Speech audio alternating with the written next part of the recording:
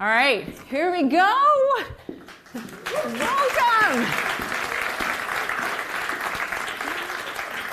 Hi, welcome to Sense of Place, season finale, season 12, world premiere, the only time it's ever going to happen right here.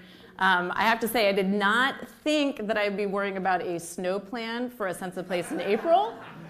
And actually today I was walking around and I was, just trying to loosen my mind, and I was looking around at all the tree damage that was, has happened thanks to the snow.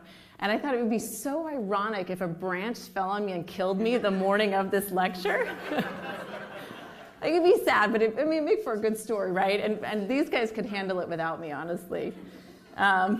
So welcome to Sense of Place. My name is Sarah Fox. I'm the host and curator of the Sense of Place lectures. We are in, obviously, our 12th season, already planning for our 13th.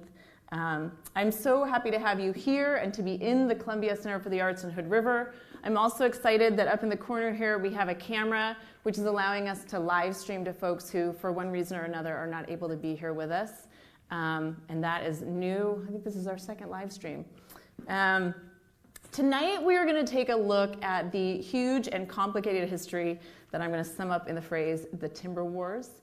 We're going to look at how that experience has played out in the gorge, and also where we've gone from when it happened, how it's played out, and then what's going on in the gorge right now with some of these people that we're going to hear from today, and what that may tell us about what's coming.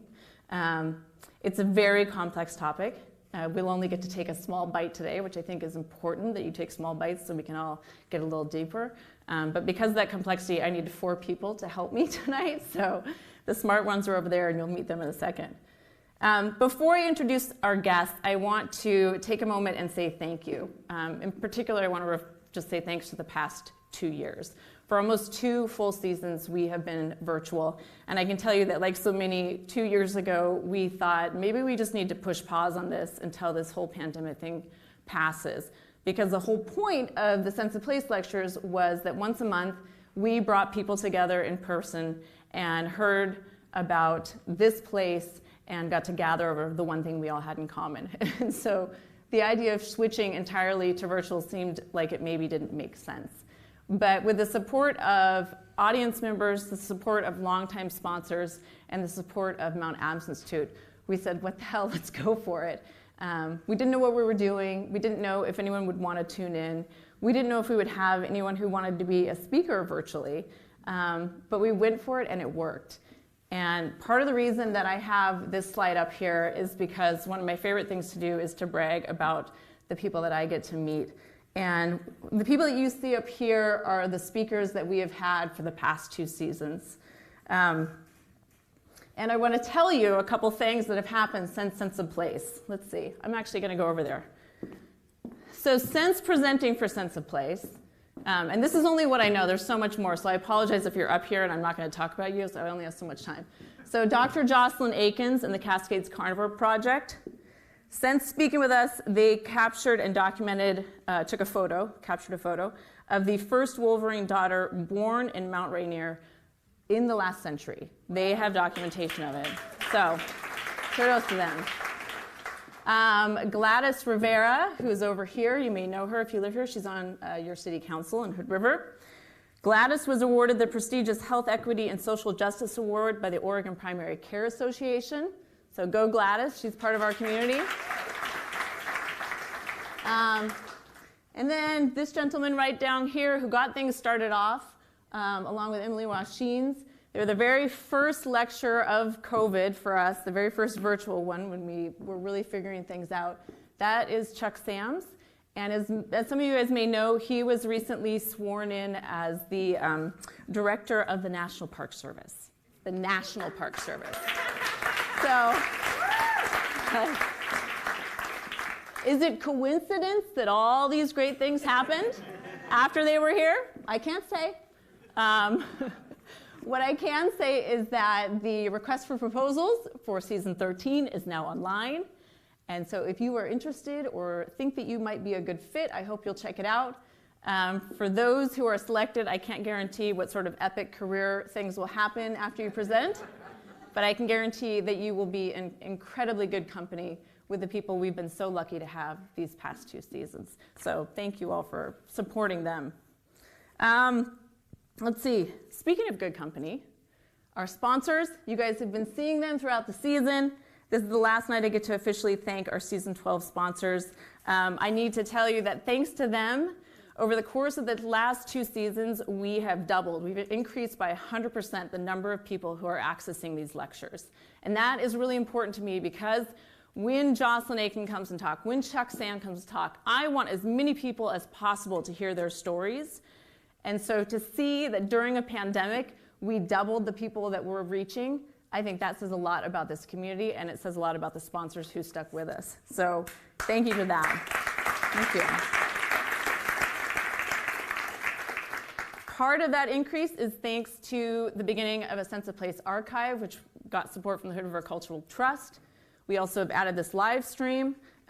We were also able to offer our very first bilingual presentation and also our first presentation that was entirely in Spanish. So for me, so much of the news coming out of the pandemic I think was negative and the downside. And that's why I think it's so important to remember that there are good things that happen too, and that in the midst of a time that was very difficult and often very isolating and divisive, we, in a small little way, went the other way. We took the time to come together, even virtually, to listen to each other and to support something we believed in. And that gives me a lot of hope. So thank you guys for being a part of that. Thanks for the wonderful Sarah. Oh, thank you, Mike.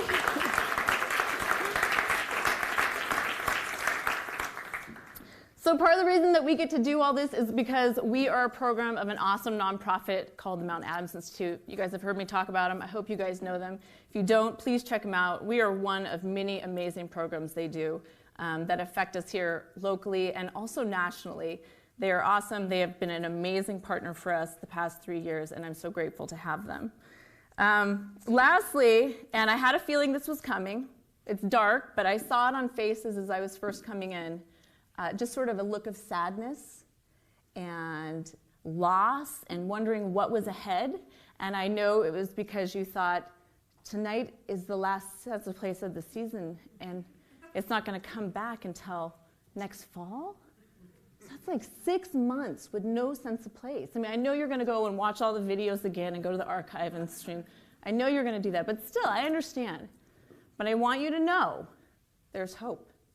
Because in addition to Sense of Place, here we have one more slide forward, that's a good pro, here in the gorge. So this summer, when you are going on road trips, when you are going on hikes, when you are out gardening, you can take the stories with you. We have a companion podcast.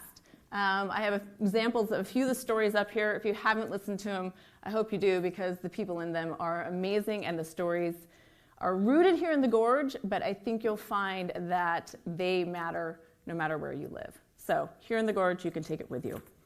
Okay, tonight, I want a show of hands from everyone here who recalls spotted owls being in national headlines about 30 years ago. Good, that's good. Does anyone remember when the spotted owl was on the cover of Time magazine? That's right. So in the late 80s and early 90s, I was a kid in Oregon, and I can tell you that the spotted owl and what ensued from that story was really a formative and probably the first experience I have of recognizing that there may be different opinions over what's going on in our natural world. And at the time, and still, the stories often boil down to a conflict between the spotted owl and loggers, or environmentalists in the timber industry. And I understand why you need to distill it down to that, but just know that was sort of the dichotomy. Of course, though, it was way more complex than that, what was going on. What was happening was a massive shift in how we view our forests. And we're going to hear some about that tonight and talk about it. We're going to talk about why that started in the Pacific Northwest and how it rippled out to the rest of the country. But more importantly, we're going to talk about how that shift in how we view our forests is impacting us today, where we're doing it, dealing with that tension in a good way, where we could maybe improve. And so, as I'm guessing you can imagine, because this is such a huge, complicated topic, there are many players and perspectives that are not included here tonight. My hope being that if we address this issue with bite-sized pieces, we'll all get a better grasp of it. We'll be able to go a little deeper instead of just skip along the surface. So stay tuned in future Sense of Places. I hope that we'll address different parts of this topic, including specifically a full lecture on wildfire. So we'll touch some on that tonight, but you'll hear more about it in the future. So here's how it's going to work. I'm going to introduce our guests. With their help, we're sort of going to get our bearings. We'll go into Q&A, and we're going to have a longer Q&A and hopefully a more robust one with audience members than maybe we typically do, because I know there's a lot of you in this audience who could just as easily be up here. So get your questions ready, and let me introduce who we have tonight. So Mr. Jay McLaughlin, come on out. You know where your seat is. Don't trip over the cables there. So Jay McLaughlin is the founding executive director of the Mount Adams Resource Stewards, and he was also a forester for the Bureau of Indian Affairs and the Yakima Reservation. And one of my favorite things that Jay said to me was the first time we talked, I think he said, I may hug a tree today and a logger tomorrow. And that's part of the reason I like him. So this is Jay McLaughlin. So just to simplify the story and the framework, Jay is going to help us look at a very local level of forest management of public forest lands, okay? Okay, now we're going to go big time. Federal government. She looks like the federal government, too. This is Erin Black. Come on out.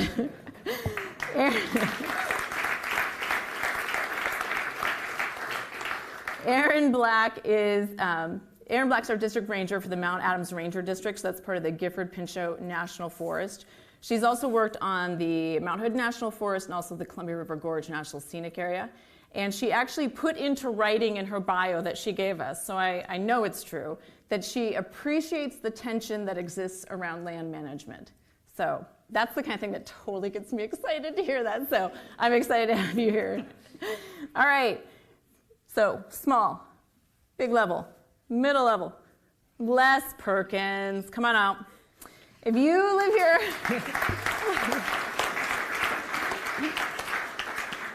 Les requested a spotlight, so we weren't able to get that in time, but I'm just kidding. Okay, so you live here in Hood River. Les is one of your county commissioners, and he has been one of your county commissioners for, I think, 20 years or so, okay?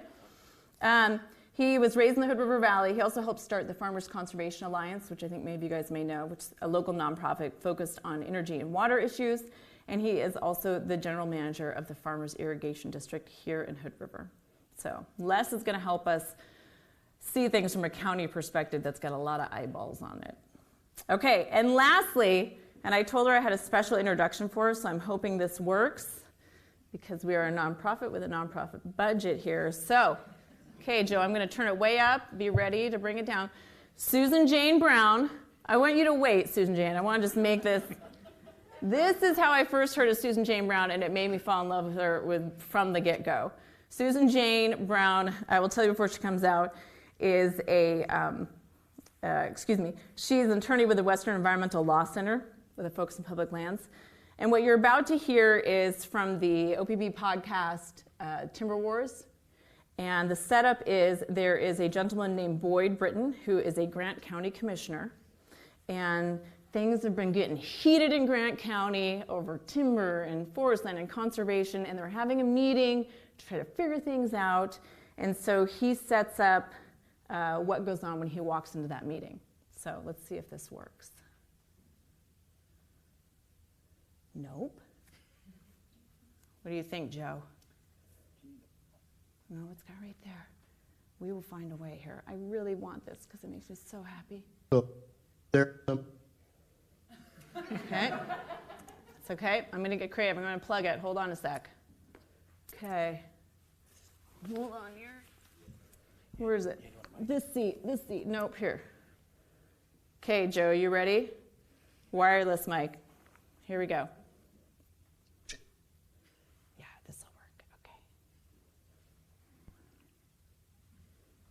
So I go there with some of the timber guys, and probably 15, 20 people in this meeting, and plus the Forest Service people, and they're talking about what's going on. And there's this lady in the back, and she has some things to say. And I asked Dan Bishop, I goes, well, who the hell's that? And he goes, well, that's Susan Jane Brown. She's the one who kicks our butt in court all the time. So please welcome Susan Jane Brown to the stage.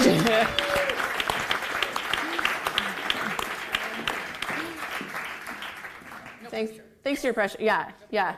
No, you're supposed to come out looking really mean and not smile at any of these my people. Horns down. That's right. Good. I mean, you guys should have seen them in the green room. Yeah, they they're were bad. fighting and arguing and. Badness. All right.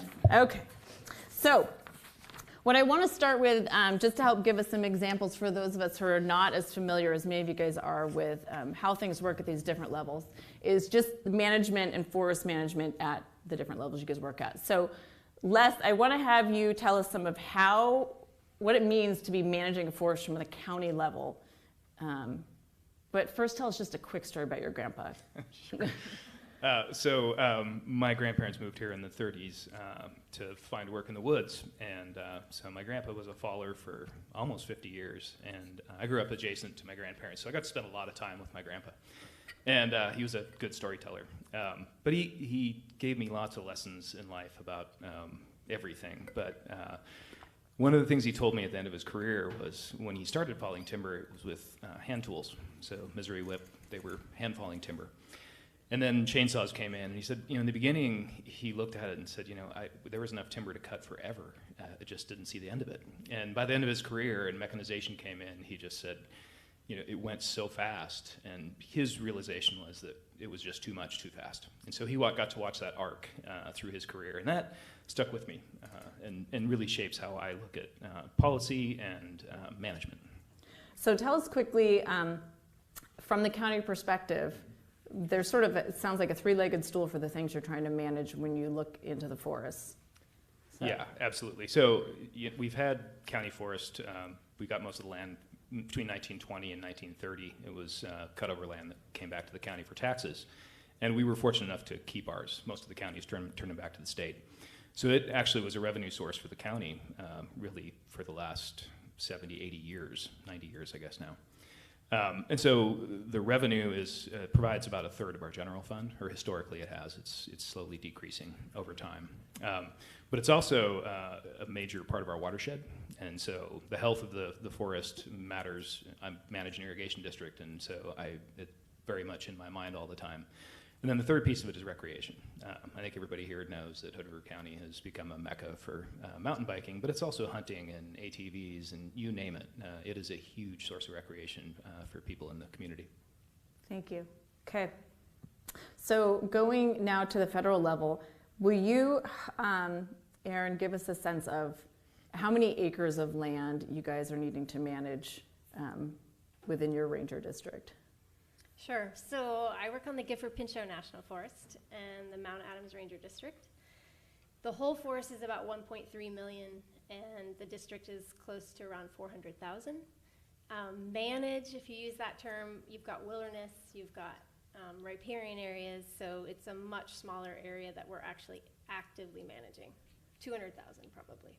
And so you're not going out and say, this is what we need to do. It's a go-between you and Congress to really simplify things.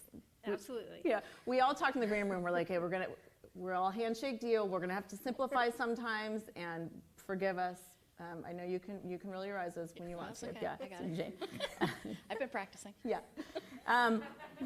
One of the things that I want you to just tease and we'll talk about is, and this stuck with me when I first heard it. Tell us the department that the Forest Service is under. I think this is telling, you guys. So we're under the Department of Agriculture, which still surprises some people, but in the early days, trees were seen as a crop, right? And it was a renewable crop that was replanted and revisited on a rotation. We weren't part of the Department of Interior with other land management agencies. And every once in a while it'll sort of creep up and there'll be some buzz that it's going to change, but I doubt that. It's still bringing in a lot of money to the department, so I don't see that changing. So just for those of you who are like me, this is not your day-to-day life. Just sort of pin that in your head that for a huge piece of our history, our national forests were crops. That's the way they were being viewed. Okay, and that's part of the shift that we'll come back to. So okay, we've gone big. Now there's a way to manage forests, and one of the things that Jay is most passionate about, and he said it from the get-go, is how do we manage forests at a very local level and have locals have a say, because locals are there on the ground, they see what's happening. So talk to me about community forests. Explain what that is. Sure, community forest, Les gave a great example of a county forest, which is a community forest. But really, how do we devolve management to that most local level where we really have that kind of local, traditional, ecological knowledge, that awareness, that connection with the resource? That's one of the things that is, from my perspective, kind of a double-edged sword with our federal lands. Is there this incredible national resource, and yet, Susan Jane can debate this with me, everybody across this country has an equal voice, essentially, with the management of an acre on the Gifford-Pinchot National Forest or the Mount Hood. I start to struggle with that a bit sometimes when it's potentially going to influence a fire's behavior that could more or disproportionately affect people that live in this valley, say. So the extent to which we can bring that management as local as possible is something that our organization has been really focused on, both in collaboration with our national forest managers as well as through efforts to conserve working forest lands at the local level. You brought up a lot of things, maybe. Okay, so one of the things you mentioned is collaboration, and I think that's one of the pieces where Susan Jane Brown, as much as we joke about you being I think I heard someone call you a serial litigator, and maybe True. Even said, I think I heard another person say your name was a bad word. I love it. You've built a reputation. But I think what is surprising, and one of the things that was so important to me about your story, is that you have some pretty passionate interests in the collaborative way of managing forests, which is, again, all these things overlap. But if you don't mind talking to us maybe first about your focus in your litigation, and then your experience with the Blue Mountains Partners. Yeah. Is that correct? Or whichever order seems to make sense to you. Yeah. So I am a staff attorney. I work for the Western Environmental Law Center. We're a nonprofit environmental law firm, which means that we work for free.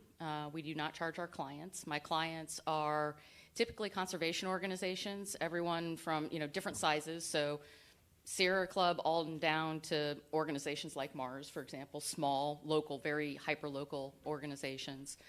And I typically sue the Forest Service, sometimes the BLM, sometimes the Fish and Wildlife Service, for a little variety. Usually over forest management projects, timber sales. And it's something that I really enjoy.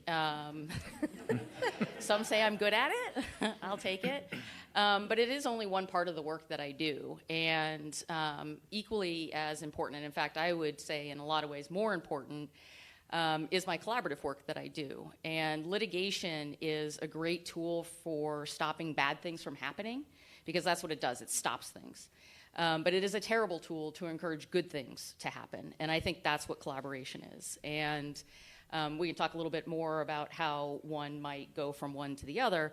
But I do think that collaboration is super important, because it is bringing local people, hyper-local folks who know what's going on in that piece of ground, and also people like me who do split their time between Portland and the east side of the Cascades. So I'm sort of a carpetbagger in a lot of ways. But I do care about the Malheur National Forest just as much as I care about the Gifford-Pinchot National Forest. And so being able to sort of bridge, what is a very conflict-ridden environment in terms of litigation, but getting past that and figuring out what works for the community and what works for the land, and bringing those kinds of durable solutions to the table is really more of an interest for me these days than litigation. I still love litigation a lot. But I'm particularly troubled with the polarization in our country right now. And litigation is sort of part of that in a lot of ways. And I think we just need more of those collaborative place-based solutions, really for the health of our democracy.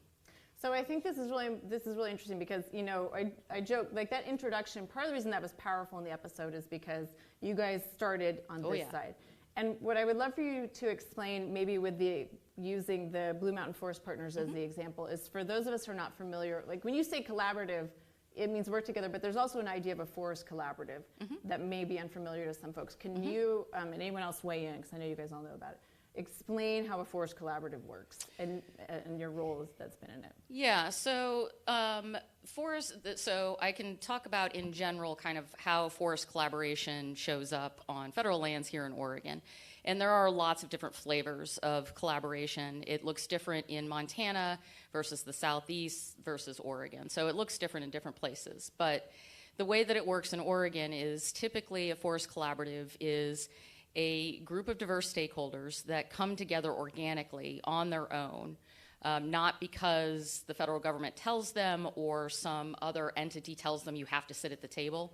It's a voluntary thing. It may be somewhat forced because you have no other options but to sit down at the table with someone else that you may disagree with.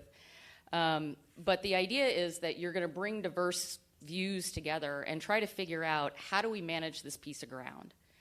And you're going to go through all of the baggage that everybody has, whether you're a logger or an environmentalist or a county commissioner. You've definitely had some contact with forest management, otherwise you wouldn't be interested. You wouldn't be an interested stakeholder. And so the group will generally coalesce organically. Hopefully there is someone, a third-party neutral facilitator that can help bring those voices together and keep everybody away from fisticuffs, because sometimes that is a real thing, and facilitate a dialogue. Where is their common ground, which is easier said than done. But figuring out, okay, given all of these diverse views, what can we agree on this piece of ground right here? Let's start there. And then the group will work usually with their federal partners, Forest Service, Bureau of Land Management, depending on where you are, usually Forest Service. And the partners will work with the Forest Service to develop a project, thinning, timber harvest, restoration work, prescribed burning, on that piece of ground. And the Forest Service will listen to that input, listen to other input that comes from other channels through the National Environmental Policy Act process, commenting. And the Forest Service will make a decision on that project and will implement it. And the hope of the forest collaboratives is that by showing where there is common ground and agreement, that the Forest Service will choose that pathway. Forest Service can choose any decision they want to, but the hope is that by showing where there is common ground and agreement, that that's the pathway that the agency will choose. And because it has more agreement than a regular project, the hope is that that gets implemented and that starts to build on itself. So that's kind of how forest collaboratives typically work in Oregon. But like I said, there's different flavors. Yeah. Can I? Yeah. Yes. Yes. I just want to add the agency perspective. So consensus Yes, is one of it, and we get that feedback of where there is consensus, right? But there's also the idea that I'm not having 5 different people call me with their interest, right? Sort of in a vacuum. They have to sit down to And hear those everyone 4 other else's people. point of view. Exactly right. And so then I'm not the arbiter. I'm actually just taking in the information from the group. So there's great benefit, in my opinion, from that. I was just going to add or even ask a question to you, Susan Jane. I mean, there's a belief, I believe, right, that these projects tend to be more resilient to litigation or challenges from whomever, correct? And yeah, so out of interest of actually having projects implemented and keeping them out of the courts, as we saw in the late 90s in particular, this is something that just makes things happen. Yeah, because hopefully, you have the litigants at the table. And not everyone is getting everything they want, but everyone's getting at least something that they need. And that's more than what we typically get out of the standard processes. So it's a lot of work. It's relationship building, and that takes time. And I would ask both of you, do you think it's better? So the federal ownership brings just all kinds of complexity and makes it difficult to get projects done on the ground. Do you think that's a better model than local ownership when you look at the different management styles? It's an interesting question. I mean, I would think that you're going to have the same issues at whatever the ownership level it is, because I would guess that even with county lands, for example, you've got different people with different views and how they think it should be managed. So, but we don't get sued. True. Yes, there's that. Yet. So so be careful what you say. So be careful Step there. right up. But yeah, I mean, I do think that the federal environmental statutes definitely provide a legal handle. And I do think that that's a function, again, of our democracy, and that Congress believes that it's important to have checks and balances, and that if there is a concern that someone's not following the law, you should ask a judge to decide. That's, again, not the only way to solve problems and may not be the best way, but it is the conventional wisdom. Real quick, another thing in the collaborative, and then I want to keep moving to other things as well. So when I first heard about this whole idea as such a newbie to all this, I thought, well, this is great. Everyone gets together and we talk and we make a spot of forest better. Rainbows and unicorns. Exactly. And then I started looking at the numbers and saying, oh, these are like little tiny, like actual acreage at this point. We can't do this for all our forests. It's just like, can this actually scale up? So I guess my question is, one, could that ever scale up to something meaningful as far as acreage? And two, is that the wrong metric of success in the first place? Like, is the metric of success for something like collaborative forest not how many acres you do, but that out of that process comes relationships that lead to fewer litigations and more thoughtful management in the future? Or is it moving in a direction where you actually find that balance and you can manage it long term? I mean, I think that's what's unique about county forest, is that we own a little over 34,500 acres. We log 10 million board feet a year on a sustained yield, and we're on a 90-year rotation. So, and actually we're pushing closer to 100 now. So you're not seeing a reentry for 90 plus years, and we have recreation on it, and we don't get sued. And I think we do a pretty good job of educating people on what we're doing, that are people that are out in the woods. And then it provides revenue for local services, funds public health, it funds planning, it funds parks and buildings.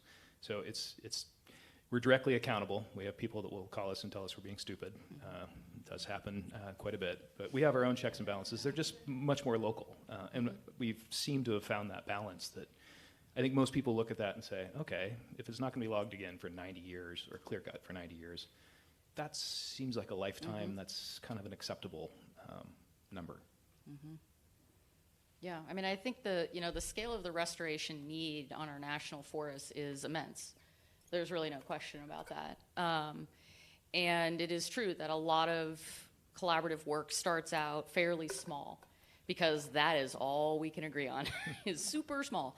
I think our first Blue Mountains Forest Partners project was like 200 acres, super small. Not gonna make a dent in the restoration need or the wildfire risk reduction need or anything like that. But now we're treating, planting areas that are about 34,000 acres, and we hit about 85% of those acres with something, mechanical, fire, or both. And that is making a difference. It's gonna take us a long time on that forest, which is also about 1.2 million acres, so about the same size as the GP. And it's gonna take us forever to get there, but that's okay, because we're not going anywhere. It's our forest. We're all local people. I sort of throw myself in there as a carpetbagger, but we're all local people. We care. We're not going anywhere. And so that's an okay trade-off. And I think if you approach it that way, if I can take care of my backyard, that is what I can do. That's what I can pull off. And so you got to start somewhere. So I want to come back to one of the things that you just mentioned, because I want to make sure we get to this, is that part of the shift we saw is, okay, we've got forests as crops. Okay, then we say, oh, old growth is not just a cellulose cemetery. This is valuable land and trees. And look at all these species that are living there. So now we had this side coming in saying, this is a complex ecosystem we need to care for. So we have these two forces coming, and they, in many ways, hit in the 80s and 90s, and it plays out. And that changes, what comes out of that changes how we look at our natural spaces throughout the country, okay? Now, I want to add another piece into that, which is use of the forest and recreation, like you said. I know particularly in this area, that is now the sort of third leg coming in, where we have increasing pressures of people who are riding their bikes, are hunting, and who are, turn a corner and see the trees taped and think, those goddamn county guys, what did they do that? So talk to us some about that, how that's changing for you and what you see coming, what's working, what's not working. So when I first got on the commission, it was when we were starting to figure out how to manage recreation. We were seeing a lot more use on the county forest, and our forester was not super excited about embracing that change, but decided to put together a user group and use those folks as a guide for trail development. And a lot of what we were seeing was some environmental degradation, where there were stream crossings and things that just were problematic. And so trying to get a handle on that and get a handle on illegal trail building, he did a really good job of putting together a group of folks who could guide and actually act as folks who can go out in the community and talk about what we do. That's 20 years later. It's still a functional group, but there's been other groups like HRATs and other user groups who have come together and are pretty vocal and interact with us quite regularly. And there's quirks and issues that we're still trying to work out, but all in all, it's been a pretty good system. Where we run into conflict is more with people just disobeying rules, like don't ride down a trail when we're logging. We've had people almost be hit by trees multiple times because you can put as much signage out as you want, and people still will go ride the trail. The trail building community is really good at coordinating with the county and saying, okay, we're going to be cutting where this section of trail is going, and they come back in and rebuild it as soon as we're out. And quite often realign it, make it better. So I think we found a good balance. We have to do a better job of educating the general public, and that we have a huge opportunity when people enter our forest to ride or hike or whatever they do, to educate them on what we're doing and why it's important. But for the most part, once people understand that cycle that we're in and what our rotation is and what the money's going for, how we manage, for the most part, people tend to be okay with it. Do you mind giving us maybe 3 things that for the everyday person that funding is going to, that if all of a sudden we said, no, we're not going to log the county forest? Sure. We would miss. So it's discretionary funding, which is unusual in government. Usually your funding is prescribed. It has to go to something specific. So the timber revenue we can use however we want.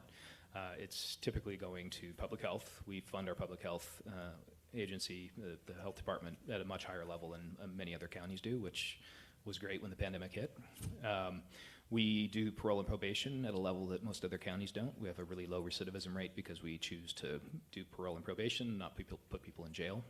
We monitor juvenile offenders pretty closely and work with them to keep them out of jail. These are things that are expensive that most counties don't do. And the only reason we can do it is because we have timber revenue. But one of the issues that we run into is Measures 5 and 50 passed in the 90s limited our property tax collection. So we were locked at we had one of the lowest property tax rates in the state. We were locked there in the 90s level. So then our timber revenue becomes more and more important because we get further and further behind as inflation goes faster than the 3% per year that we're allowed in tax rate growth. So that we get less and less able to do things differently over time because every change that you make in management, there's a cost to it. And so it's that we're constantly trying to find that line of, we want to make this change, we want to do something different and better, there's a cost to it, and we have to figure out how to manage that. Okay, I want to talk federal level pieces. When I started, talking to people about having an event like this tonight, inevitably, Forest Service man just was getting hammered left and right. And I think it makes sense, you're the biggest one, you're the biggest target. And it's easy to sort of point to the federal government and say, you're not here, you don't know what's going on, you're huge, you're not managing it right. So I'm curious how you respond to that sort of criticism of, this is just this big beast. And I've never heard that before. Oh, okay, good. Okay, next one. We're just going to go to the next one, you guys. No, I feel like my whole career is to be an ambassador and to make sure people understand that we are just as diverse inside the agency as you all are out here, right? It is complex. People are passionate. They're public servants. They're drawn to this service. I will say, you alluded to the timber wars. My opinion is that the Northwest, the Forest Service employees probably haven't recovered from that. I loosely call us a wounded workforce. I think I came in later, I came in the 2000s, but I am part of that culture now. I think people felt like they were experts and they were doing good things, and all of a sudden they were told that they were wrong and bad and evil, and it's changing. I have these young, brand new people that don't have any of this history that are starting, and it's so exciting right now. And so I think some of the way that the interactions that Forest Service employees will have with people will start to be different. They'll be more open.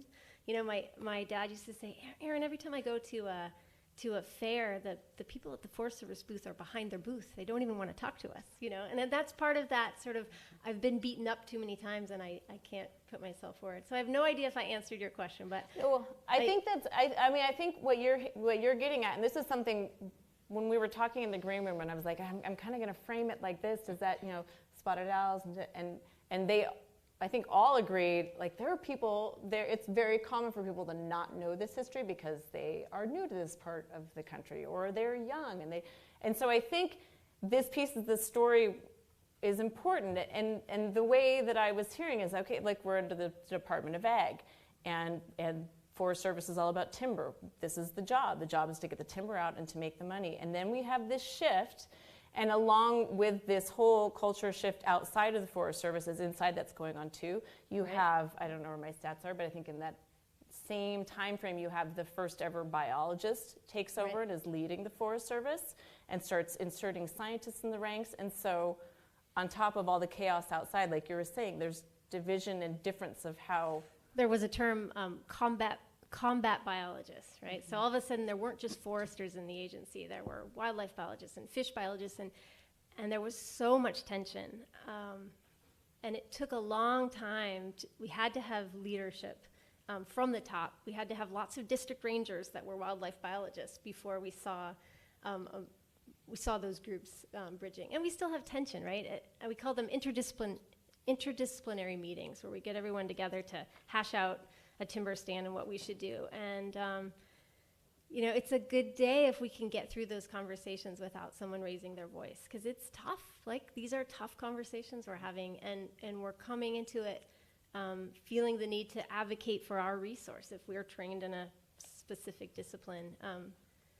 But we're capable of doing it, and at the end of the day, hopefully we have a better product because of it. So one of the things that came up in relation to I think the Forest Service and that federal level is that both of you, when I talked about like what are the things that keep you up at night, both of you had some similar views, but coming at from slightly different angles. So you were obviously thinking, okay, how can we keep Forest Service federal level stuff? And I point to you, but obviously you are not responsible for it. If only she was. I know, things would be different. Yeah. Thank you for staying. Was, okay, how do we keep them honest? There's money coming down. How do we make sure it goes to the things that we think are important? So there was sort of a distrust. You brought up some of this idea of, for a variety of reasons, which I hope you talk about, there is a distrust of our institutions, and that's growing. And I would love to hear from both you guys, how do we reconcile that and work through it when, I mean, federal management of public lands is not going to go away tomorrow. So what's not working? And, you know, wave a magic wand and show me how it could work. I don't know the right question. I just know that you guys have both raised this, and you're coming up with it. Yeah. Well, I guess one thing I would add is that it's often interesting for me, having a little bit of a foot in both worlds, that people often pick on the Forest Service. They beat up on the Forest Service as them being kind of central to the problem, whereas I really see them as caught in the middle. I mean, they have this amazing resource to manage, and they have this very complex process and set of regulations to work through.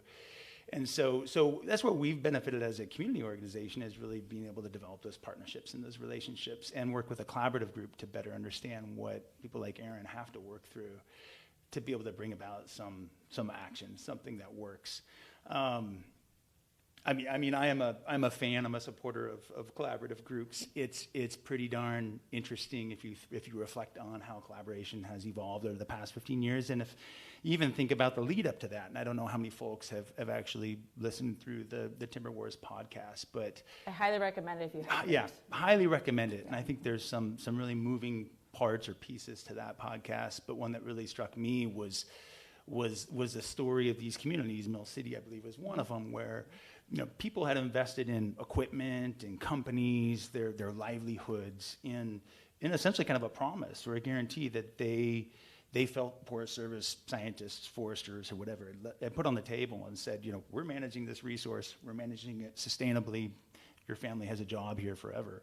And that went away. And that really created a massive break in terms of trust, that relationship between so many rural communities and the agency, which is unfortunate, and I think we're still suffering from today, and we see it in so many other aspects of our life and in our democracy.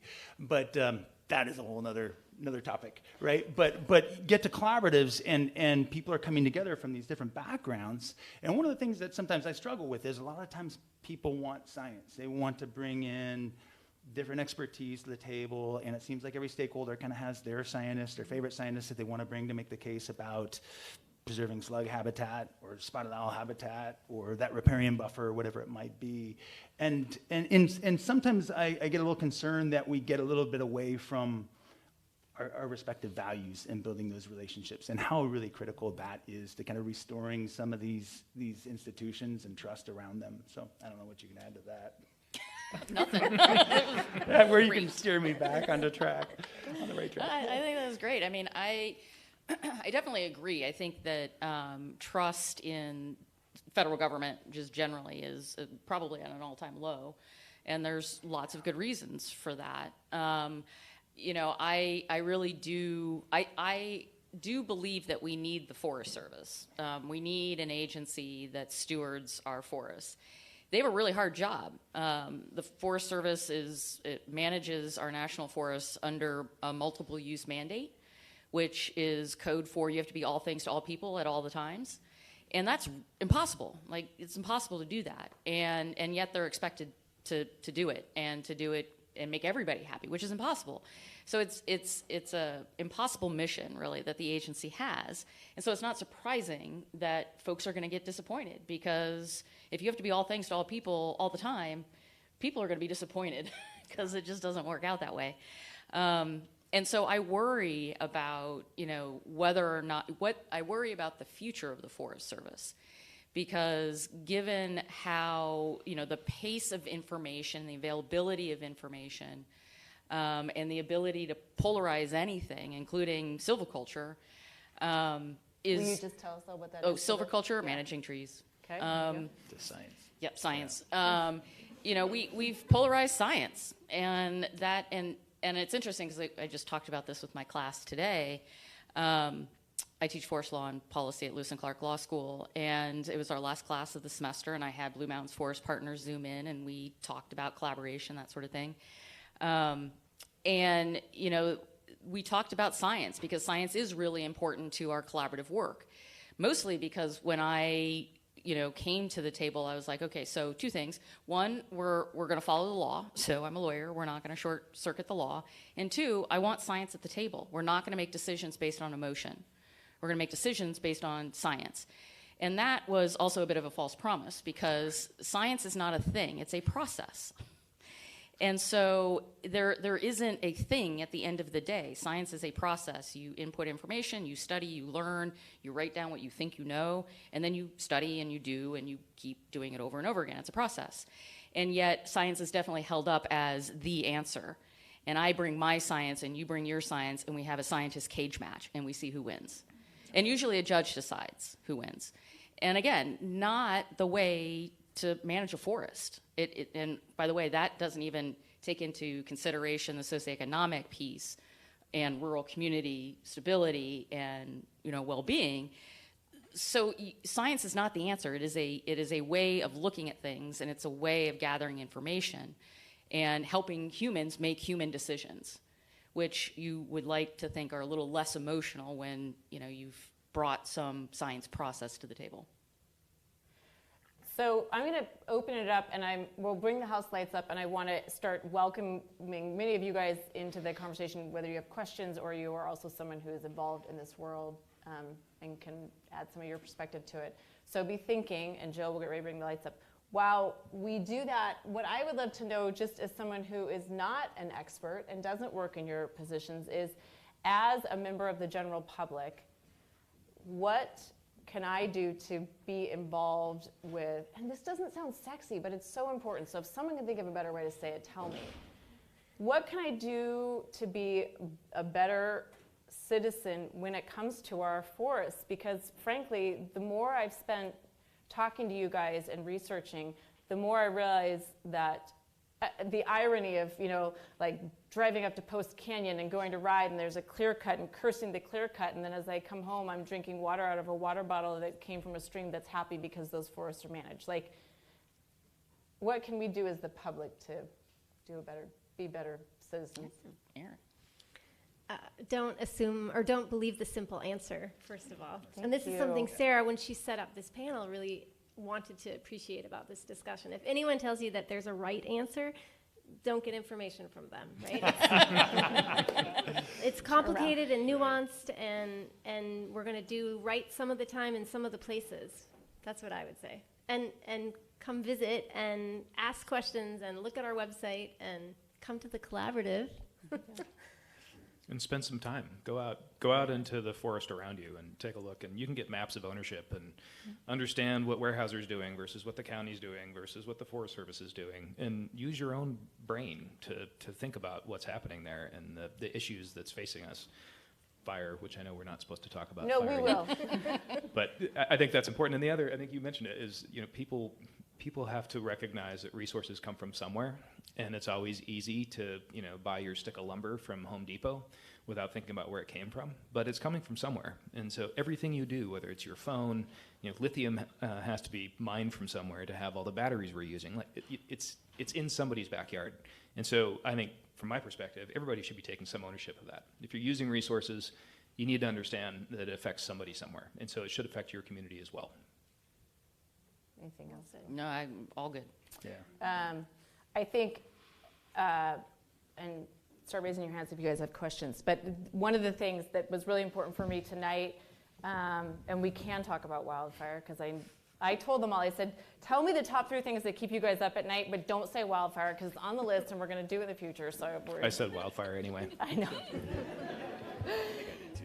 And why I'm so grateful to all of you who are here tonight is that so often the only time we come and talk about this stuff is in moments in crisis. Like Eagle Creek's on fire and you can't go out of your house for a month in Hood River. Or your favorite trail has been logged. Or some other crisis, or thousands of acres of private forest land are going to be sold, and you realize that all of a sudden the gorge that could change, not overnight, but drastically. And what I really appreciate you being here tonight and hopefully going out and telling your friends is that we need these moments when we're not in crisis to take the time to be curious. So thank you all for being curious outside of a crisis, because I think that's really where good stuff will happen. So now, more good stuff. Who has questions? This is your chance. You've got 4 really smart people here who know a ton, and I didn't ask all the right questions. So yes. I'm going to hand, we're all part of a team here, okay? So hand the mic back, please. Thank you.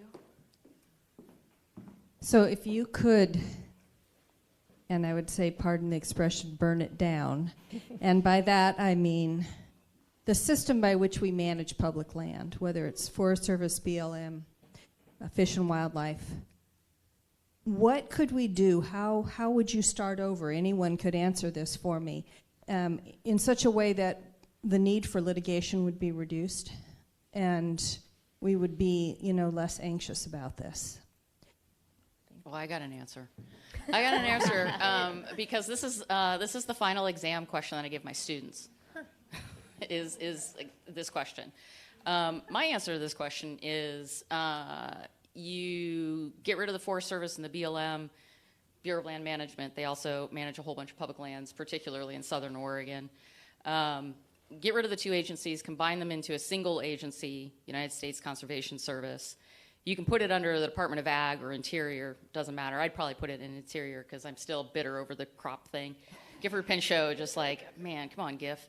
And then I would give the agency a dominant use mandate through statutory law. So we would change the federal environmental law framework. And rather than having this multiple use mandate where you have to be all things to all people all of the time, a dominant use of ecological integrity, which is a wonky term, but it basically means manage your stuff so that it's not out of whack anymore. Manage it so it's resilient to disturbance and it provides the resources to communities and to society that we want. And yes, that's going to be some timber. It's also going to be recreation and clean water and clean air. And that's what you do. That's what you do. And I think that if you take away the multiple use mandate, it makes things a lot easier. Not easy, but easier. Like the Park Service, for example. And again, Park Service not perfect, but they're a dominant use mandate organization of conservation. The wildlife refuges are the same way.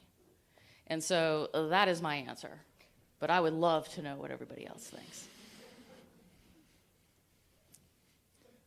I don't have an answer that intelligent. You can make something up. I mean, there are a few specific points, but I think I don't know that I necessarily would do away with the agencies as they exist. But I would certainly place greater emphasis on that local level management. I mean, sometimes we look at how many people are in the Washington office, how many people are at the regional office versus how many people are down at that district ranger level, working with Erin, that are going to be the boots on the ground and are going to be the people that are interacting with people on a daily basis. That's really where I'd love to see more investment or focus. Well, investment, actually funding the agencies. I mean, it's difficult. Just watching the Forest Service try to process permits. I apply for permits to do work in the National Forest for some of our diversions for the irrigation district, and there's nobody left in the office. And so, asking to get through a permitting process is like pulling teeth, and it's because there's one person doing a job that there used to be 6 people doing. And so when you don't fund those agencies, they can't do their jobs. It's as simple as that. Mm-hmm. Are you allowed to say? I'll just make a comment about process. Like if we could throw everything out. There are a suite of environmental laws that I really value, and it makes us slower than the county. I am a big fan of the National Environmental Policy Act, about Endangered Species Act. It's meant to go slow, but there are a whole lot of other regulations and policy that I think need revisiting that slow us down, and I certainly can't see my way through them and their necessity. They may have been important at a time, but they need to be revisited. So a bureaucratic answer. All right. Yes. Up and back there. Thank you, guys.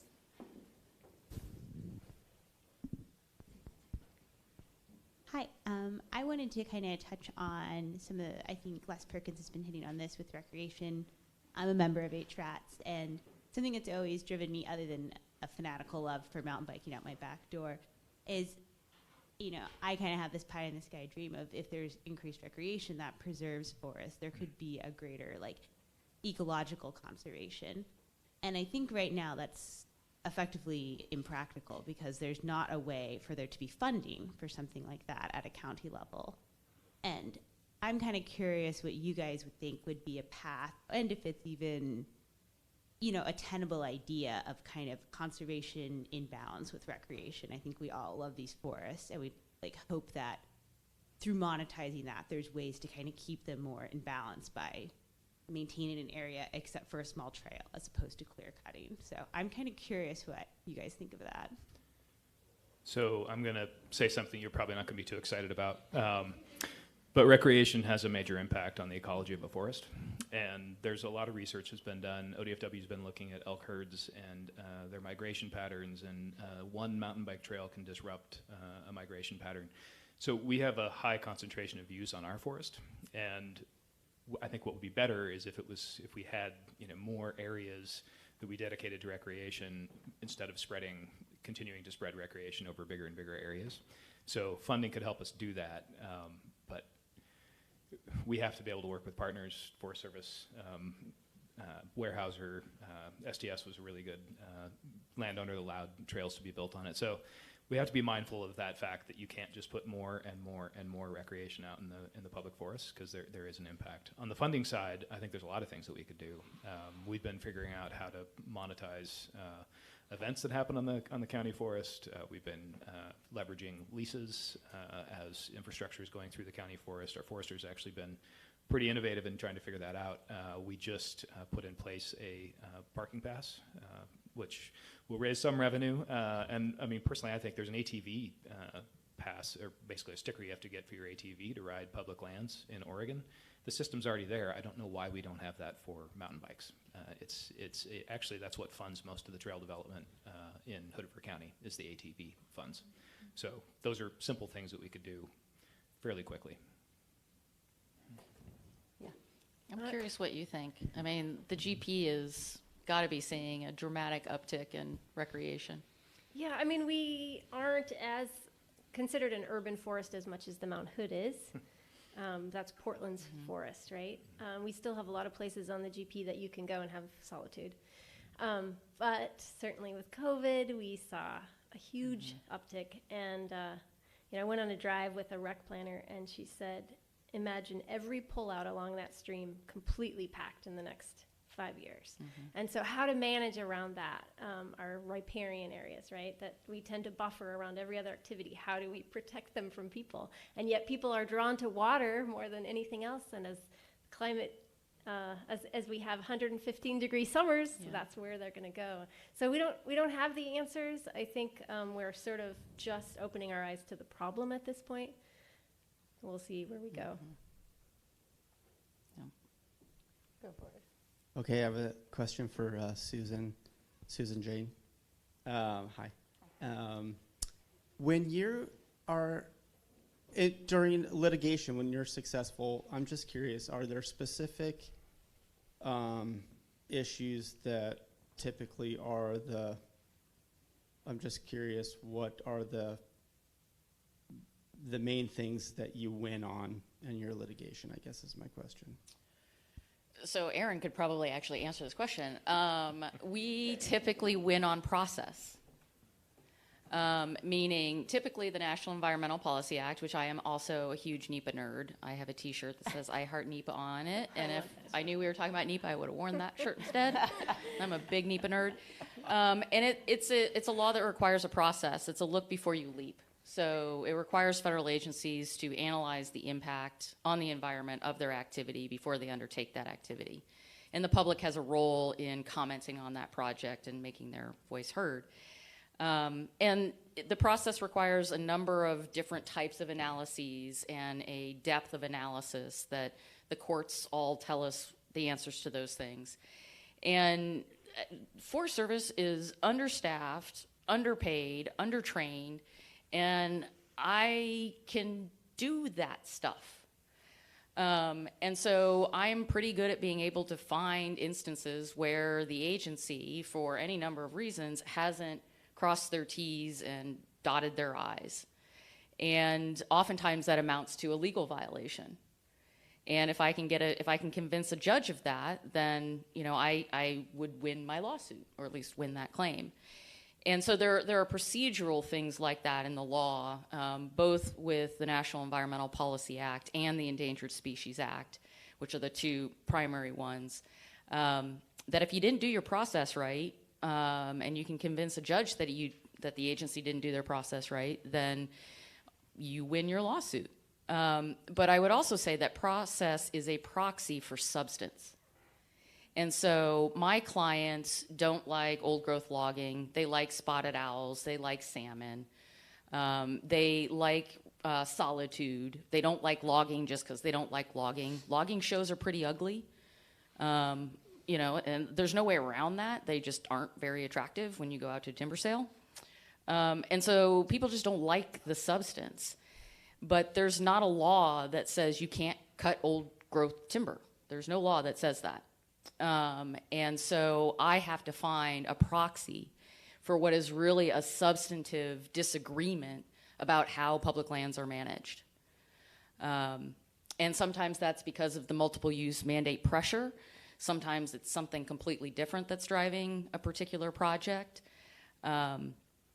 So I usually use process to get at substance, because even though we do have great laws like the Endangered Species Act, the ESA doesn't say that you can't kill a spotted owl. It makes it hard to kill a spotted owl, but it doesn't say don't kill spotted owls, because that would be really black and white, and that's actually not how the law works. It's a lot more nuanced than that. And so, again, the law becomes a proxy battlefield for what is really a difference of values and opinion of people. And people are messy. People are hard. Jay, I just want to make sure you didn't have any thoughts. I'm just reading your face a little. Jay has lots of thoughts. Yeah. I have too many thoughts, yeah. Well, I think one of the things that's important, and it's come out, but I just want to give you a chance if you have a thought, is that is your recognition of that there's also rural economies depending on this. So maybe a timber sale is not a scary, ugly thing.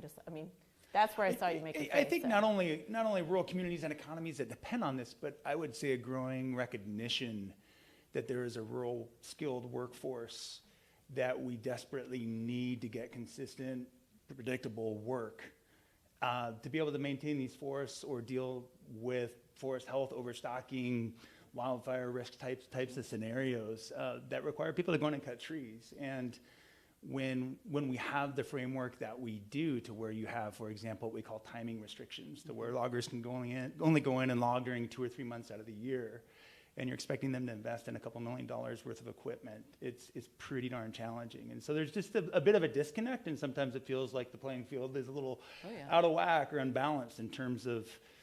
Susan Jane's wonderful, right? But the threat or that potential that, like, Absolutely. the drop of a hat, a timber sale could be litigated, it could be shut down, and somebody who made that investment doesn't have a project or a job next year. And it was shut down by someone who may not. I mean, I think Right. that May was not live there. Right. Yeah, and that was one of the interesting things that you brought up. I think it was in the podcast you said called it West Side Eyes. Yeah. Where when you first went out to the Blue Mountains and you looked at their forests and they were dense. I think it was that they were really dense and there's a lot They going look on. great. You're like they come from dense forests. It looks These like the look great. GP. It's great. Yeah. No. And then the people out there said, no, this is what an unhealthy this type of forest, because not all forests are the same. And it was getting that local view to come in and say, no, we do need people to go out and clear this. Otherwise, we're going to have A, B, and C go wrong. Right. So. Yeah, I think that's right. And there's no law that says, hey, you got to think about rural communities and you need to provide for their well-being when you're doing forest management or land management in general. And so it is true that, we've got great environmental laws, but we do not have a counterpart around economic well-being for rural communities. And so rural communities don't have, frankly, the same tools that I do as an environmental attorney. And that's an interesting thing to note, that Congress, in its infinite wisdom, hasn't actually figured out how do we provide for communities when we're also managing land. And the thing, I think it's good to step back and say, not having those jobs and not having those people doesn't mean that we just get rid of logging. Because then, as Les talked about, you get rid of the people that do those jobs and are managing that forest. Now that forest is unhealthy, and the watershed's not working, and the irrigation districts and the farmers, and all of a sudden a community can fall apart because this one piece wasn't taken care of. And the infrastructure that allows that economy to actually work goes away. Yeah. So Exactly. when your And you mills can't get it close- back. No, you can't get it back. I mean, it's just it goes away, and your logs are shipped further and further away. And in a carbon-conscious world, it gets better to process things closer to where they're taken. And so you can't lose that infrastructure. And so and it's changing. I mean, I think we're seeing, obviously there's different uses of timber. Cross laminate timber is pretty interesting, and I think there's a huge amount of opportunity there. But we have to invest in that, and that's really hard for rural communities to do because it's expensive. Okay. Yes. Go for it. I wasn't going to bring this up because I thought maybe it was a taboo subject, but then Erin said climate. So I'm going to ask the question about climate change. So given the complexity of what we're discussing tonight, how do you add to that the tremendous challenge of climate change? In retrospect, the spotted owl and the Northwest Forest Plan seems pretty simple compared to what we're contending with, given a changing climate. And do you see opportunity there? Yeah, it is a good question. Yeah, I yes. Yeah, I mean, I agree with that sentiment for sure. Climate change is really hard because in a lot of cases our forests are out of whack, and they're out of whack because we did stuff to them or didn't do stuff to them, and so they're out of whack. And now we've got this, anthropogenic, human-caused stressor on top of it that's a lot harder for people like us to actually fix. I mean, yes, we should stop driving our cars and all that kind of stuff, but even if all of us did that, we need everybody to kind of do that, not just this group of people. And so how do you address something that we can't really get our arms around? We can do some things. We can try to manage our forests in a way that makes them more resilient to that change, but we may not be able to stop the change from coming. And that is another one of those things that keeps me up at night is, are we still going to have these forests that we love so much for the next generation? And the answer is no. They are going to be different forests that we hand down to the next generation. And we may or may not like that. I mean, we're seeing the changes now. I mean, looking at the species mix of what we're replanting, our rate of survival is going down. You know, in our replants, we replant about 250,000 trees a year, and we have to replant a lot more. That number is going up because we're replanting areas that we already planted, and we're starting to plant more pine. I was going to say places. planting pine our now. species mix is changing for sure, and we get our own seed cones and actually have our own seed stock, which we think has helped us. Our survival rate's actually better than a lot of other places. But the science is so young on climate change and fire. Just what happened down in the Saikan Marsh. Some of the fires that happen there's some really good examples of different management styles and how fire burned through them. But it's new. I mean, it just happened a year ago, and so it's real time, and people are trying to process this in real time, and it's too fast, and it's coming on us really, really quickly. Yeah, it's a weird thing, right? Because climate change on one hand is really fast, and then on the other hand, not really. And forests on one hand are very instantaneous, but they live forever. And what you do today on your forest, you will not live to see the benefit of. Yep. And you just hope that you got it right. Yeah, and I think people's perceptions are changing as we're seeing subdivisions burn and entire small cities burn. People's relationship to the forest is changing, and their concept of what wildfire means is changing, and it's a bigger risk to more people. And I think it's actually allowing conversations that maybe weren't allowed before. And I think people are talking more about how we can possibly get to historic stems per acre, which is looking back on kind of what your forest looked like before there were humans cutting trees down, and maybe start having that dialogue about, are we okay with the timeline that it takes for a forest to go from what it is now to what we want it to be? Or are we going to have to intervene a little bit more heavily to try to get it to where it can withstand a fire process? Thank you. Not taboo. Never taboo. That was just my this and wildfire. Stay tuned. If you're not on the newsletter, here, what's your email? We'll just okay. That's coming, because that's really big. Did you have a question? I'm sorry. Yeah. Very new to this and not very educated, and I just know from building in cities, environmental impact research that has to be done before you do a big project. So I would like to understand more about what it all entails, and if that's existing, how clear cuts can even still happen. It seemed, So what are all the different areas? And why are communities not included in that? Or is it all just biological? Or I don't know. Can you say more about that, please? So maybe decisions made. Susan Jane talked about NEPA, right? National Environmental Policy Act. And I used to teach Forest Service people how to implement it. And we would say we can't, it doesn't help you, we can't make decision makers make good decisions. We can't, we don't use this to force them into it, but at least they have to really think deeply. They have to analyze the environmental effects. They have to involve their community. That's the goal of NEPA. But at the end of the day, it's not prescriptive. It's not going to tell a Forest Service manager what to do. Yeah, because it's a process. Yeah, and I think looking at it as clear cuts are bad is. You can't really look at it that way. There are many ways to manage, and different species thrive in different settings, and natural processes cause large volcanoes, fires, lots of things cause destruction of huge areas of forest. So it's been part of the ecological regime for all of time. But it's a matter of how big are those clear cuts, what's the aspect. There are so many nuances to how you can manage, but it's really hard to get through. I mean, like you said, science is not a thing, it is a process. And so OSU has a really good forestry school. You happen to go to a school that has a good forestry program. So there's a lot of science happening. There's a lot of people studying it. It's a matter of getting it applied on the ground. And what I was talking about in the Sycan Marsh, it's interesting. There's different organizations that are managing differently. So we have a living laboratory that's out there with lots of different management styles. We just have to pay attention to what different people are doing and how the environment's responding. Part of the first step is being here, so thank you for coming tonight. Okay, who else? Hi. Oh, hi. I was just wondering if any of you guys have anything to say about the change in ownership of SDS and how that might affect the local area. And maybe, maybe for people who may not know what SDS is, this is one of those topics we really went back and forth where I was like, boy, private forest land's a big deal, but if we try to shove that in, but okay. There's got to be somebody in the audience that wants to speak to this, right?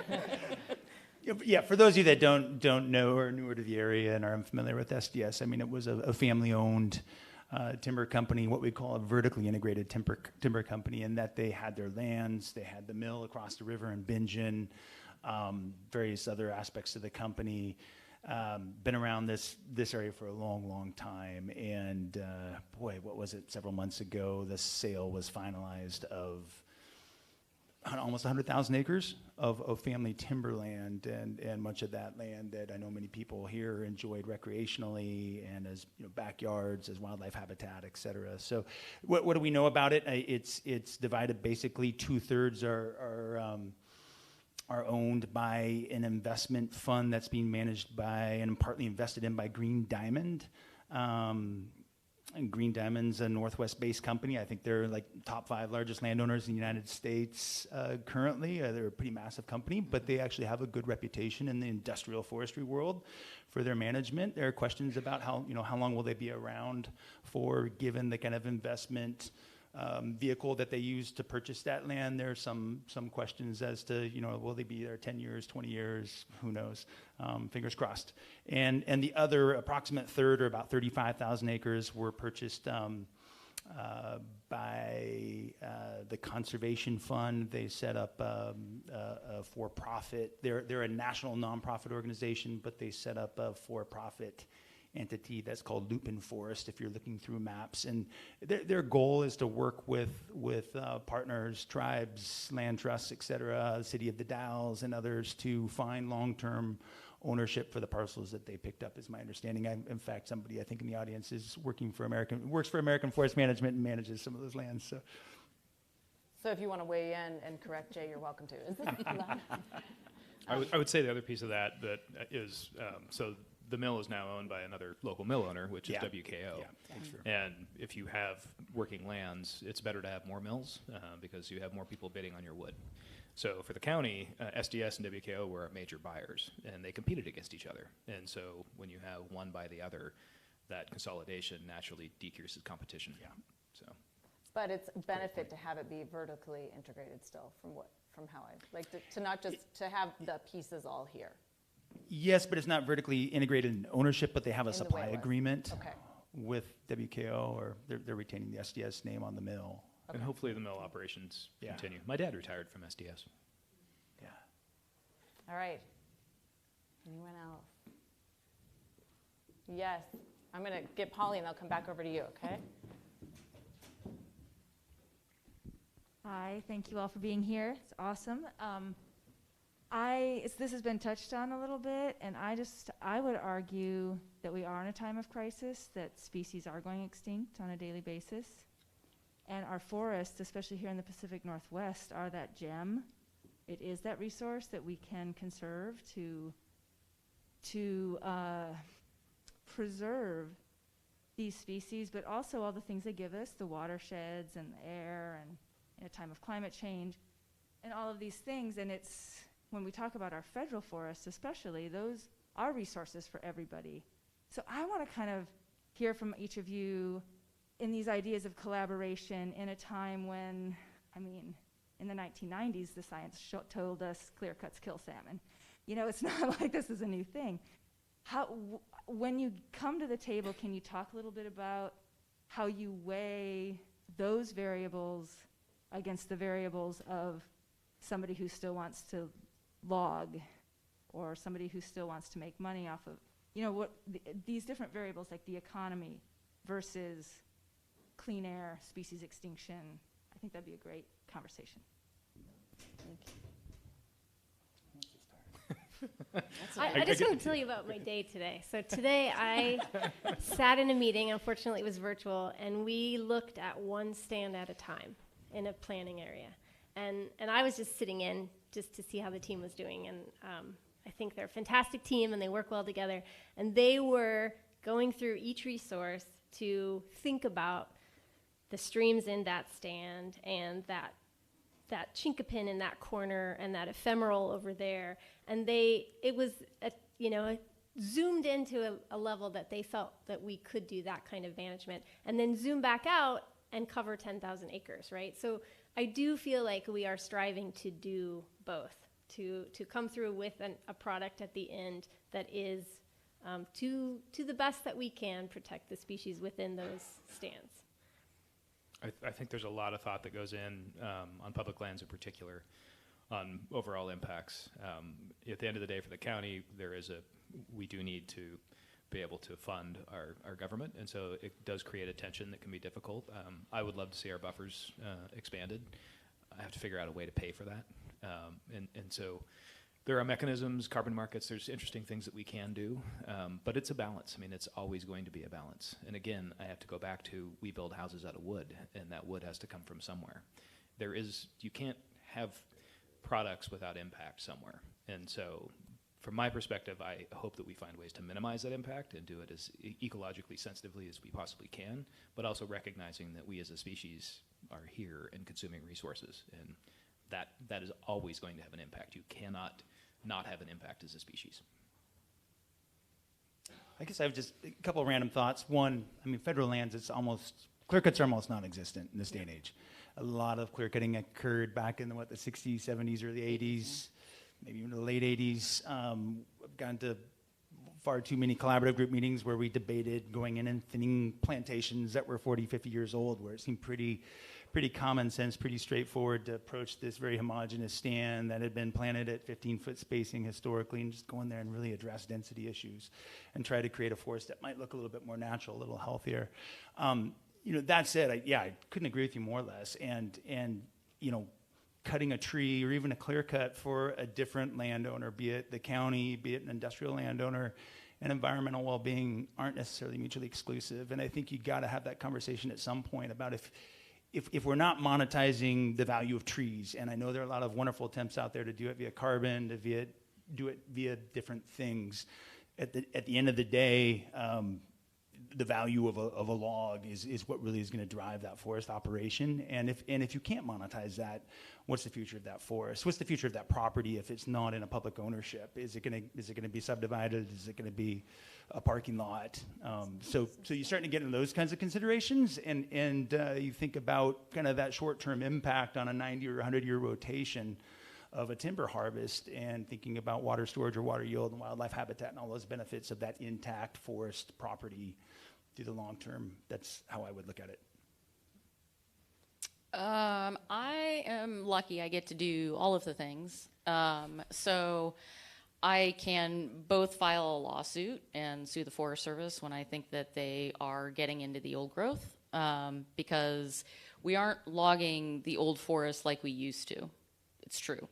But we are still logging it sometimes in some places. And I would actually say, to the Forest Service's credit, it's actually happening much more on BLM lands, Bureau of Land Management lands in Southern Oregon, than the Forest Service is doing that kind of timber harvest. For the most part, I think the Forest Service got out of the old growth game with the Northwest Forest Plan.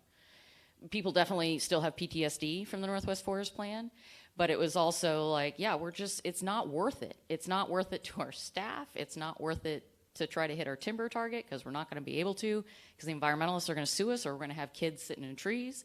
So we're just not going to log old growth anymore. And so the Forest Service generally doesn't do that anymore. BLM, different story.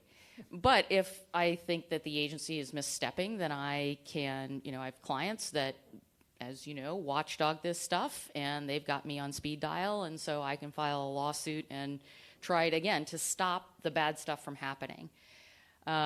But then I also get to work in my collaborative as well. And there, you know, it's over on the east side. It's a ponderosa pine forest. The Malheur was a workhorse forest, very far away, not a lot of recreational opportunities. And so it was a timber forest, and we logged a lot of timber off of the Malheur. And so the restoration work that needs to be done there generally will not pay its way out of the woods because the trees just don't have that, they don't have enough value in them to pay their way out of the woods. There are some larger trees, they're typically younger, but they just don't have a lot of value. And so the federal government actually has to invest in that restoration. They have to put money in order to remove those trees, and it's expensive. And so there, in that way, you know, forest management isn't actually in the black, it's in the red, it's not making money. And maybe we should just come to terms with that and be like, look, if we want to manage our public lands for ecological integrity, so giving us the stuff we want, clean air, clean water, hiking opportunities, wildlife, let's pay for it. And yes, we already do pay for it. I recognize that as U.S. taxpayers. We pay Erin's salary. But maybe we need to be investing more in the Forest Service and the BLM if we aren't getting the outcomes from the current land management that society wants. Then we should pay for what we want. And maybe that's a carbon market. Maybe it's just paying for restoration so we don't have to worry about if it pays its way out of the woods. But that is a decision that society needs to make. And I don't think we've made that decision as a society. We still very much disagree about how to manage our public lands. It's very emotional. We all get very emotional. I like to hug trees. I know you all do as well. It's very emotional for folks. And so until we're able to kind of take a deep breath, and I will promote collaboration for this and sit at the table and better yet be out in the field and talking about how we want to manage our collective asset, because it is an asset that we all share as Americans. And I think we need to do more of that. We need to get out in the woods together, hashing it out so that I can put myself out of business as an attorney. And I'd be happy with that. All right, you had a comment? Yes, I have a concern and maybe some comments back on that. And I think I worry that we do not see the forest for the trees. I'm hearing about trees, I'm hearing about timber, I'm hearing about 70-year rotations. This was a 500-year-old forest till about 1900. We've cut most of it down on private and on federal lands within the last 100 years. That's a catastrophic effect on a healthy forest. Is anybody looking at restoration of a forest? Not woodlots. That's it. Yeah, do you want to take that first? Yay. Not sure where to start on that one. Oh, you're punting to me? As you turn your back to him. Well, yes. I will say, I mean, and maybe this is related, but I know a lot more about river restoration because of my husband, and you know that there's salmon money pours in and helps us. Is there the same kind of framework for forest restoration? I don't get the sense there is, but that may be just because I don't know enough. I think it's a matter of scale. I mean, the sheer scale of, to your point, getting forests back to what they were 150, 200 years ago, it takes a lot of time. And you were talking about getting into the forest and actually taking wood out because there's too many stems there. So you have to get it back to where it can withstand fire and it doesn't pull too much water. That takes time and money, and our society doesn't tend to value those things the way that we should. And so there's not enough funding out there to be out and doing that work at mass scale. It doesn't pay for itself. I mean, it's difficult. It's difficult to go in and take small diameter trees out to thin a stand because you have to either leave it on the ground, which can be good, but can also increase fire risk. If you want to take it out and do something with it, to create products with it or generate energy, you can't do it. The economics just aren't there. I've spent 20 years worked with Jay quite a bit and trying to figure out how do we do that work in our forests here locally, and I've not found the economic model yet. There's a few of them out there that are being successful. Lower Resources has done some pretty interesting stuff, but it's scale and dollars is the problem. You look like you've had a thought come to you. I mean, I just think, I mean, we can get into a debate about how you want to define forest, right? And sure, there was a lot of primeval forest on this landscape prior to, you know, your American arrival in this area. But there was also, you know, that indigenous relationship or history with the land that, you know, used disturbance, used fire in particular to maintain hunting grounds, to maintain their foods.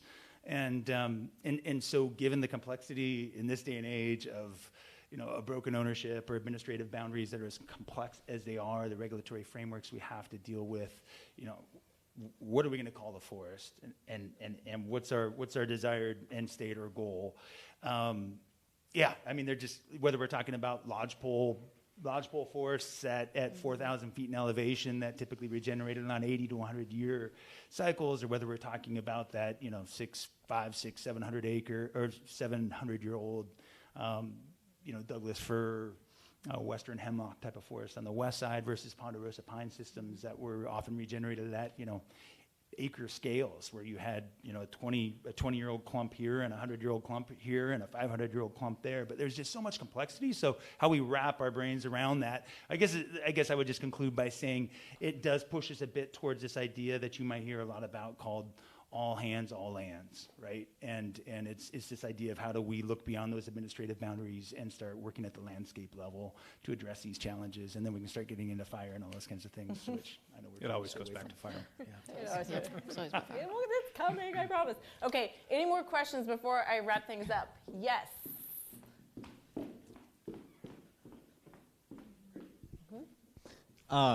You guys have started touching on it a little bit. But I was working in public lands as on a chainsaw crew, on a trail crew over the summer, and it struck me, working in conjunction with the Forest Service and the Conservation Corps, how large the scale of the forest is and how little the scale of the conservation groups are. And I just want you guys to speak a little bit more about how we as citizens invest in those groups to work on recreation trails and work on thinning forests and work on fire mitigation so that we can keep a healthy forest and a safe forest and a happy soul when we're in the forest. So what I'm hearing, I think this is a good way to maybe start to wrap it up, is citizen engagement at whatever level as you guys see. What can we send everyone out here? What tools and places to access? Does that seem? For the happy soul, with the happy soul conclusion and the happy forest. Yeah. Les, you guys have committees and volunteer groups, right? Yeah. So yeah, there's lots of ways to get involved in the community. Lots of different interactions with the forest, whether it's recreational trails. We have a committee on our timber management that convenes regularly. So there's lots of different ways. There's forest collaboratives. There's all kinds of things that you can do. What you did, going out and working in keeping trails clear. I mean, that's a great way to get involved. I would love to see us have a conservation program for kids out of high school, a national conservation program where you can go spend 2 years not where you live, somewhere else. Other countries do it. Sweden does it, either military or public service. I think that's a great model. Yeah, it's a great idea. Okay. All right. Yeah, I would agree with that. There have been a lot of proposals recently to create a civilian conservation corps again. And I think that is an idea that's time has come again. And we just, again, it comes down to money. Do we have the federal dollars in this case to invest in a program like that where it would draw youth and others who want to work in the woods or aren't sure that they want to? And that is certainly one way to get at the restoration issue. On the conservation side, you know, conservation groups are all over the place. Depends on kind of what you're interested in. Do you want to work with a trail group or a salmon group? Lots of tree huggers out there, and they all need volunteers. So, you know, find your niche. And there are a lot of groups out there that are hungry for that kind of energy. And a few that are even making jobs. I mean, we've got 20 people on our staff as a small local organization. You know, crews that are running chainsaws out there, preparing prescribed burn units, that are doing some trail projects, that are doing a lot of that fuels reduction, chipping trees, you name it. So There are accents. Okay, I want to feed you guys something before I just give one more thank you, which is while I wrap things up, I want you to be thinking about the one tight little comment that you want folks to leave with based on your role within this world, okay? So when they walk out, you've got 100 mouthpieces that you hope sort of spread your gospel. What is that? Keep it tight, Jay, okay? And I want to just say two really special thank yous. One is this season, I don't know if he's in here or if he's out managing the live stream. My absolute partner in all this is Trevor Ackerman, who many of you guys probably hear from. So I want to say thank to him. Trevor, if you're watching on the live stream, thank you so much for your help and partnership this year. And then I also want to thank this gentleman right here. He loves public acknowledgments. Sorry. This is Brendan Norman, who is the soon-to-be kind of done ED. I know you're kind of phasing out executive director of Mount Adams Institute, and for a decade plus, you ran a wonderful show. And I will say, when Sense of Place needed a new nonprofit home, this guy was the top of all of our lists. And I know for me personally, I wanted to work with you. And so I'm so grateful to have had 3 years. So thank you. Yeah. Thank you very much for all your work. Another good organization to look into for having your soul feel good. Okay, you guys, here's your chance. What do you have to say? Final words. Keep an open mind. Have dialogue with people who you disagree with. Somebody who you think that you have a polar opposite viewpoint. Spend some time to get to know them and understand their perspective. Since he stole mine. Verbatim. It was verbatim. Yeah. Sure. I'll just say, be kind to every public servant that you meet. Oh, that's a good one. Oh boy, agree, and no surprise. I mean, empowering people that are closest to that forest resource, I think does some pretty magical things in the long run. Yeah, I would agree with all these things. I would also say, be curious. And be graceful with others as well as yourself. This stuff is really hard, and it takes people with a lot of passion to make it work. And if it's going to work, we're going to, it takes a village to restore a forest. So we're going to need everybody's help. Thank you. Will you guys join me in thanking these 4 wonderful villagers? Thank you very much. Thank you. That's it. Sense of Place Season 12 is done. We will see you next season. Thank you so much, you guys. Thank you very much. Take care. Have a good spring.